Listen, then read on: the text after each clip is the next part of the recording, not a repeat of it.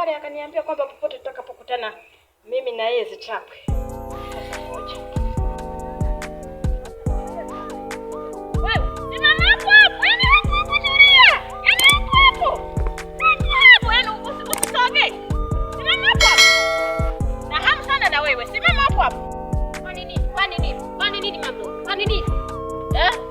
Ulisemaje siku ile na mdogo?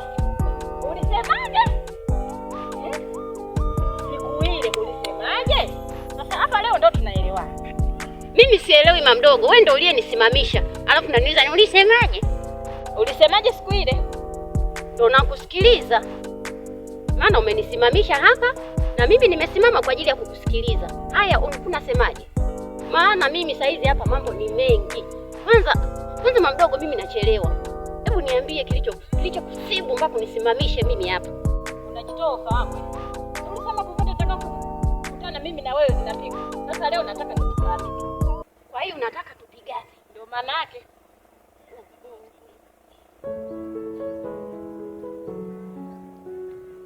Sasa unashangaa nini? Eti nakushangaa wewe unayesema tupigane. Unataka tupigane wakati watu wa kuamlia hawapo? Mimi nilikuwa nataka tuzipige wakati watu wa kuamlia wapo. Sasa hapa ndio kitafahamika kama kuna watu wa kuamlia au hawapo. Unasemaje? Ndio leo tumekutana sasa. Sasa mimi siwezi kupigana wakati watu wa kuangalia na kuamlia hawapo.